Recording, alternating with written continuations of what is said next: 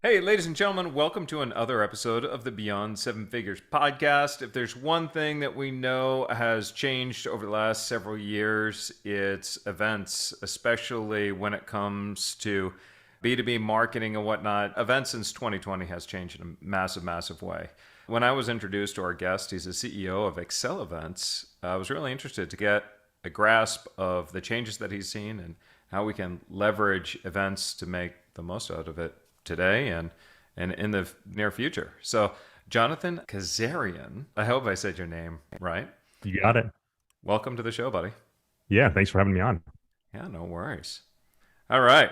So, let's see here. You started your company, you went to Bentley, started working for another company, and then there was some overlap when you started Excel Events. Why don't we start there and talk to me a little bit about what got you into Excel Events and then where we are today? Yeah, definitely. So the story actually kind of starts back in Waltham. You and I went to school, I don't know, 4 miles apart, and that was about 8 miles from Boston. In college, I started organizing these school buses to come and take people to the bars in Boston. We would sell wristbands for them. My roommates and I would sell the wristbands and basically pay for our night out. And that was the beginning of my foray into events. That spun into some beach parties on the Cape. And then at the end of one of those weekends, I got some unfortunate news that my cousin had been diagnosed with cancer Oh, at the no. age of 17. And I wanted to do something for her. So on Monday morning, I ended up going down to the aquarium in Boston, put my credit card down, and rented out the whole space. I was Oh, 24 at the time. So I had to sell 185 tickets that first event to break even, to be able to pay my credit card bill. We ended up getting 840 people to show up, and we raised wow. about 65 grand for Dana-Farber Cancer Institute. And that Wow. was the beginning of where I realized that technology needed to be there to assist event organizers. And I'd searched for tools to run the auction and the raffle for this event. There just wasn't anything out there that was either good or affordable. And ultimately decided to build my own solution. So I worked with a friend to do that. We got really good feedback on it from Dana-Farber Cancer Institute, from Yep. the attendees, and ultimately decided to launch a business. And this is where I started working nights and weekends. I was working at an asset management company during the day, nights and weekends, building this event tech company. And as things progressed, we started to focus more heavily on corporate events. And this had gone on for 4 or 5 years. Things were starting to pick up. By 2019, we ended up closing out that year about 375K in revenue. Yep. So Okay. still wasn't quite ready to go full time because Sure. obviously we had a number of expenses and we were building our product, but realized that we were onto something. We had some opportunity here. We thought we'd be able to do 1 million in revenue in 2020, and then March 2020 came and events disappeared overnight. And I'd say not only did they disappear, but at the time we were making money on transaction fees. And with all the events that had refunded tickets, not only did our revenue go to zero, but our revenue was basically negative. We were paying back all of these transaction fees. So that's where we realized, okay, we're either dead in the water or we have a chance to pivot. We watched the business just evaporate. Everything I'd been giving up my nights and weekends for the past 5 years had now become worthless. But at that point, I was fortunate that I was able to convince my dad to invest 75K out of his retirement at pretty much the bottom of the market in March so that we'd have a chance to pivot and stay alive. And we did that. We were working through this problem with our customers because they still needed to find a way for people to gather, to tell their story. These are brands, associations, even universities. And that's what we did. We built a solution for virtual events. I'll caveat that and say we had already been going down this path of digital events a little bit, but more in the hybrid realm, more in the way that technology is there to assist. From the very beginning, we've always been super focused on delivering for our customers, supporting our customers, our median response time on chats, sub 30 seconds. And it has to be in the world of events. You spend 3 months building an experience that culminates in 3 hours. You don't have 10 minutes to wait for a response. We really doubled down on supporting our customers instead of investing in marketing, and things just started to take off through word of mouth. There's a natural virality because your customer's hosting an event. There's 1,200 people there. They're staring at our logo for 4 hours a day for 3 days in a row. And then when it becomes time for them to host their own event, we're the natural choice, top of mind.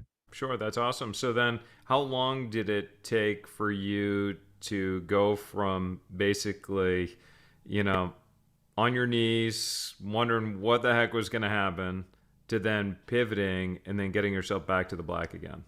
Well, there's that saying in tech, if you're not embarrassed by your first product, you waited too long to release. And I will tell you with the utmost confidence, we were tremendously embarrassed by the first iteration of what we released.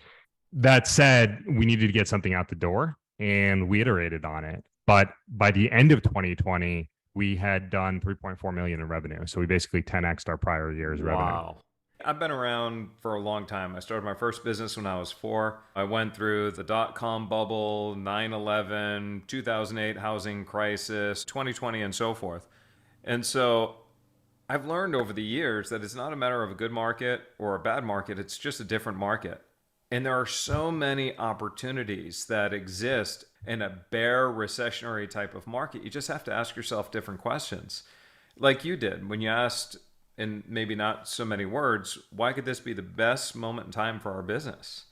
And then you found ways to pivot. In this recessionary type of environment, there's going to be opportunities all over the place.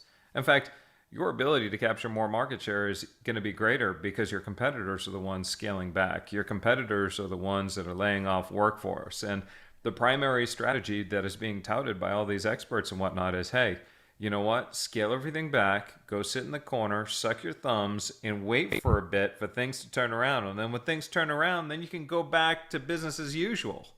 But by then, any of your more strategic counterparts are going to be leap years ahead, would have captured all the available market share as a result of people scaling back. So really happy that you started with that example. That's important. Yeah, and even times like right now where companies have to figure out where do events sit within their budget, there's more opportunity available today between virtual experiences and in person, especially with the rising cost of in-person events. But that said, we're there to support our customers wherever they are and whatever fits their needs and budgets. At the end of the day, the way that companies are winning today, it's by positioning themselves essentially as a media company and building a community around that. And if you think about the different mechanisms for doing just that, there's nothing better than events. Well, it's funny. Bill Gates talked about that back in the late 90s. If you want to create an advantage, start seeing yourself as a media company. And it took a few decades for people to recognize that. But part of why media is so important is because it's consumption that drives conversion. It's winning mind share. And you're not going to win mind share if you're just sitting on the sidelines. Right. You need to be there and you need to be delivering for your customers in a way that it's not just your product.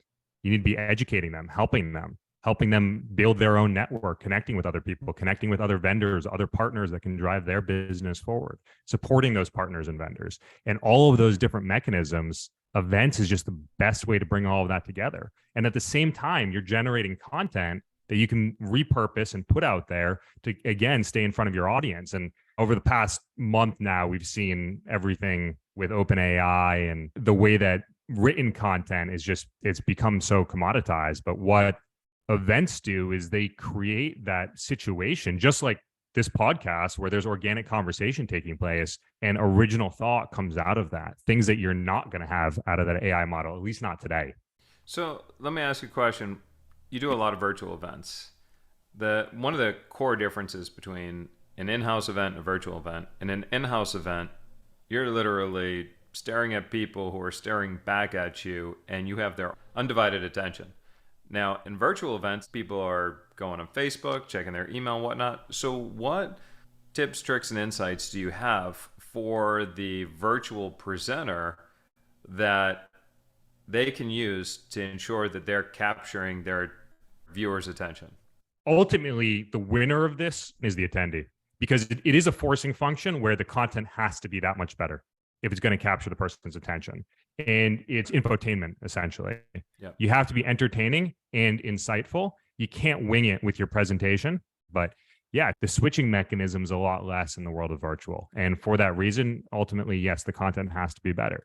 From the speaker's perspective, practice, and then find ways for engagement throughout. So it could be polling, it could be Q&A. One of the things that we see work really well is not just from the presenter's perspective, but having a moderator there who's able to keep the side conversation, the chat going along with the presentation, asking questions in the chat, and then the threaded messages like you would see in Slack, but taking place within the platform really lead to those engaged conversations around a particular topic. So it's also the way that the technology is working alongside the presenter. You're right. There's definitely a big component on the presenter itself. And there are some things that you can do prior to the event. You could send them, say, a workbook that is not filled, but maybe has diagrams. And if they want the answers, they got to be able to answer it live in that event. There's also teasing content, retargeting and teasing content ahead of time, little cliffhangers that people want to attend and then want to sit through it. There's teasers about giving out special bonuses and whatnot. If people sit through by the end, they'll get some sort of bonus, whatever it is. So there's a lot of different insights and tips for sure. Yeah, we see people gamifying events, frankly, almost every event these days, but it's also an opportunity to engage your sponsors because you can create different challenges and you can have your sponsors, maybe somebody wins an AirPods or an iPad for a specific challenge, and you're creating multiple challenges so that once one or two people start to pull away on the leaderboard, it doesn't mean that nobody else is in the running anymore because there's other challenges that they can participate in. But to your point around creating a workbook, there's a virtual event I went to about a month ago. They put the book up on Amazon. It was a paperback book. I think I paid like $2 for it, but it was something that you could use to work alongside the experience. There's also an event I saw where they shipped out this is a VIP event, about 200 people. They shipped out a box to everybody's house before the event. And inside that box, there were a bunch of envelopes. And every envelope had one had a small candle in it. One had some sort of dark chocolate in it. Every half an hour, the MC would come on between speakers and they would ask everybody to open one of those envelopes that would be time-stamped so that everyone in the virtual experience could have that shared experience together. And ultimately, a large part of what events are is finding a way for people to share experience together. I love that. That right there is one of the best tips I've heard yet. That's genius. It incites curiosity. You're getting people to stick around. You're breaking the pattern a little bit by, now they're engaged. Just think it helps to maintain that engagement. All that stuff is nice. It just keeps things interesting. But I like what you said as well. Well, and once you start to incorporate some sort of physical element, then you've got something sitting on someone's desk. And who knows how long that's going to be there, maybe a year plus, where they're getting that constant brand reminder every day. Same reason we give out swag, right?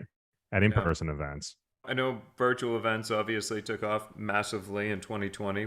Where do you see the trends of events in the event industry now moving forward? Yeah. So I'll reference some data from Google Search Console or Google Search Trends. In 2020, the search volume for virtual events was 13 times what it was in 2019. Today, it's about 4 times. So it's certainly stabilized. And I'll say it's been about 4x 2019 volume for the entirety of 2022. That search volume has stabilized. So where we see virtual events roll today, in some circumstances, it's entirely replacing in-person programming for organizations. But more so, what we're seeing is organizations building an annual event program that's a meshing of virtual experiences and in-person experiences. Often, those virtual experiences are there to bolster the in-person experience because you're getting people familiar with your content, familiar with your brand. You're starting to develop a community before you bring people together in person. And that actually takes a little bit of the awkwardness away when you're in that room because you've already interacted with some of these people. You have something in common to talk about because you experienced something else together first. And it could just be even the content itself that you experienced together first, but it's something else to talk about and to reference. So it's really that holistic programming that we're seeing as the trend going forward. I'll also add that one big trend in the digital marketing space right now is the reduction in third-party cookie tracking. And as a result, first-party data becomes all the more useful and powerful. And the different mechanisms that are out there for capturing first-party data, I mean, you've got like white paper downloads, ebook downloads, but all you really know is that this person downloaded a PDF. You don't know what they cared about in that document. You don't know what they looked at. And you're competing against all the ungated content today. In the world of events, not just that they registered and the user-generated information that they're giving you in the registration process, but you can see what content they cared about, how they interacted with that content, how they participated in polls and Q&A, and you can build a much more holistic profile of that individual and figure out how to do personalized follow-up and have a conversation with them about something they care about instead of something generic. No, that's fantastic. So we talked about the pre-event. Now, during the event, there's going to be people who show up live.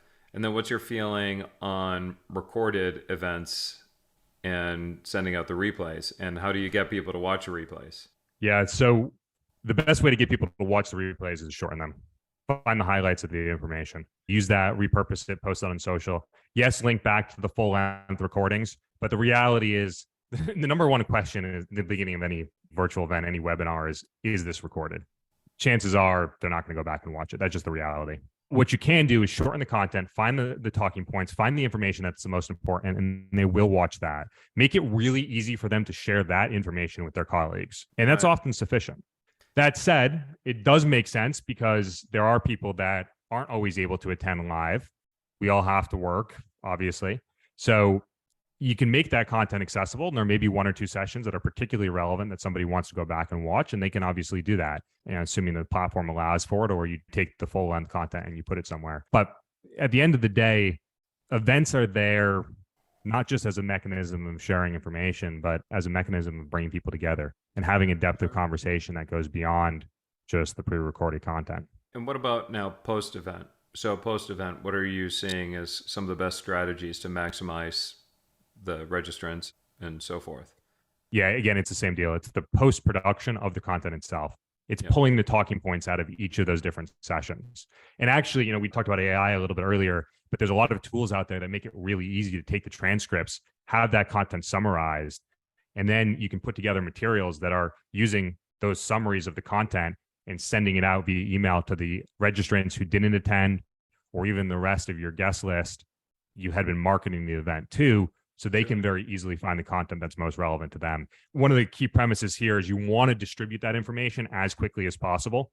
The event organizers we see that are the most successful with having engagement throughout the duration of the event, especially multi-day events, and the ones that have the highest attendance rates, they come prepared by having emails queued up to highlight some of their VIP speakers that often take place during the end of the day, so that they can send those emails out maybe right after lunchtime and bring their audience back into the event experience.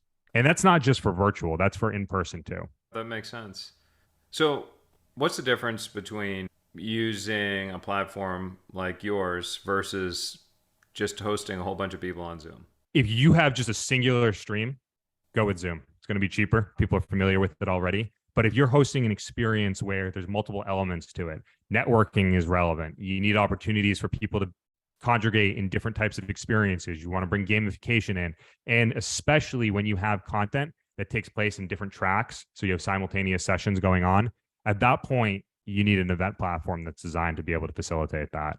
And what size company do you see holding virtual events? Yeah, we work with companies of all sizes. So we work with organizations that are 15 people, and we work with companies like Amazon. Well, Amazon specifically. They're a pretty big company. And they're kind of big, yeah.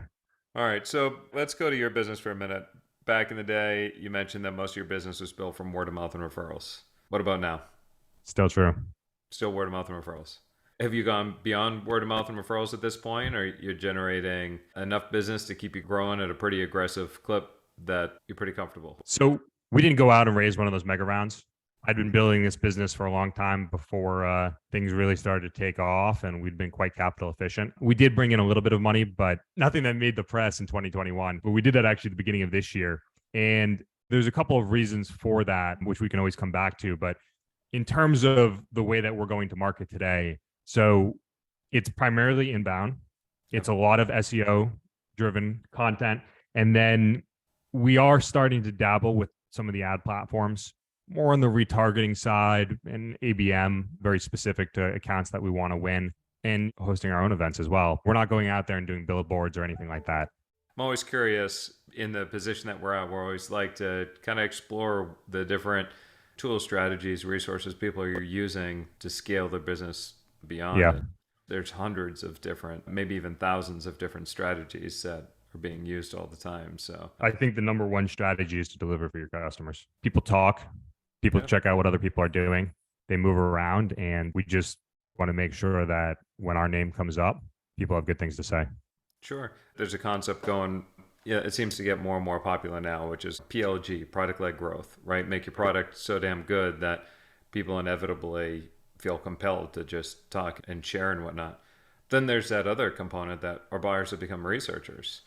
And so the average person today is looking at 27 different sources of information before making a buying decision. So they want to check you out, see what other people are saying about you, see what the experience has been and whatnot, and when other people refer you. And if you're not demonstrating a best in class type of result, you wouldn't be growing at the clip that you're growing right now. I have also seen a stat that 92% of that buying decision is made before they reach out. Yeah, for sure. Think about it for a minute. It's funny, several times I've shared that stat, people are like, oh my God, that's amazing. Is that right? And I go back to the way that people do their own shopping. So the last time you bought a car, did you walk into the car dealership and say, okay, let me see here. So BMW, tell me a little bit about BMW. What are all the cars that you have here? Show me around. Let me see.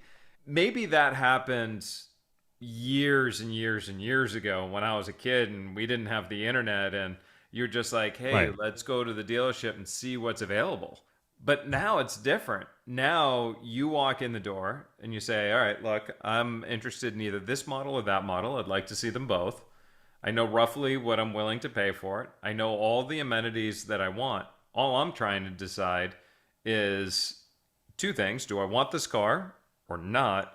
And are you going to give it to me at the best price or And less? that's where our sales team is coming into play in coaching them through that process, making sure that the questions are answered, and then obviously the pricing conversation.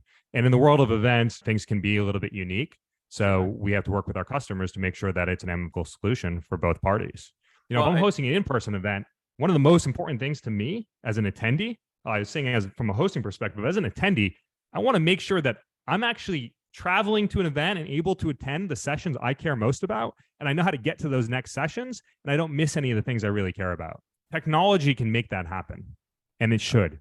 I'm going to take actually one step back when we were talking about the dealerships for a second. We were talking pricing. When I say I want to know if you're going to give me the car at the right price. Well, that's because most car dealerships are completely commoditized. There's no difference. And I actually, when I bought my last vehicle, my wife kept rolling her eyes every time we walked into a dealership because I asked them the same question. Why should I buy from you versus the other dealership down the road? And everybody would say one of the same thing. We care more. We offer our vehicles at the best price. We're family owned. We've been local for God knows how long. And, you know, so it's all these things over and over again that are, for whatever reason, supposed to be appealing to me, but that means nothing. But then there was this one dealership, and this one dealership was actually a little bit more money than all the other dealerships. And they said, well, if you buy your vehicle from us, we have complimentary valet service, which means that if you have an issue with your car, you want to come in for service or even just an oil change, give us a call. We'll send somebody over to your house. We'll pick up the vehicle and we'll service the vehicle and drop off a loaner for you so that you're never without a car. And then when we're done, we'll bring the car back, take the loaner, and then take off, and you're all set. And I'm like, well, now that is worth paying a little extra money for. So that goes back to this concept. This guy, Scott Brinker at HubSpot, who's written quite a bit about this, but the idea that the 2000s were really focused on software as a service, not the 2000s, but the last decade here. The 2020s are all about software and service. How are we delivering for our customer, not just in the buying process, but beyond the buying process? And that's in part because, yes, software is becoming commoditized. The barrier to entry to create software is lower. But how can we implement that software, ensure that there's success and the software is doing what it needs to do for our customer? And that's where continuing the journey along with the customer pushes them over the finish line. I love it. So I'm going to ask you a big question now. It's one of my favorite questions that I ask our guests. This is the Beyond Seven Figures podcast. What is your best, biggest tip for CEOs that are listening right now who want to take their business beyond seven figures? Respond to your customers in less than 60 seconds. That's a really good tip, actually. That's a really good tip. We live in a world today where people are expecting something instant, and that goes for prospects as well. Look, everybody knows that the sales response time is faster than the support response time. So if it takes you even an hour to get back to somebody on the sales process, they're just going to assume it takes you a day or two to get back on the support side. So what's your strategy for getting people back? I mean, do you just have a team of people, or you leverage teams from around the world? Look, events are something that's just very human. And at this point, it needs to stay human, the way that we interact with our customers. It's not something where a bot is going to be able to deliver the way that we're there for our customers, understanding their challenges, understand what they're trying to accomplish. That needs to be a conversation with the person. It doesn't matter where in the world that person lives, but it has to be a human. Instead of investing heavily in marketing, we invest heavily in making sure that we're delivering for our customers. Got it, my man. So now people want to learn more about you and your company. Where do we go? Yeah, definitely. So LinkedIn's a great place. John Kazarian on LinkedIn. The company website is accelevents.com, ACCEL events.com. And we're also there on LinkedIn, Twitter, etc. But best place to find me is certainly LinkedIn. Awesome. Cool, man. Well, again, that's Jonathan Kazarian. You can find him on LinkedIn, and then also check out his company, Excel Events, as well. So that wraps up today's Beyond Seven Figures episode. If you're looking for more strategies, tips to scale your business beyond seven figures, remember to check us out over at predictableprofits.com. Again, that's predictableprofits.com. This is Charles Gaudet, and I will see you in another episode.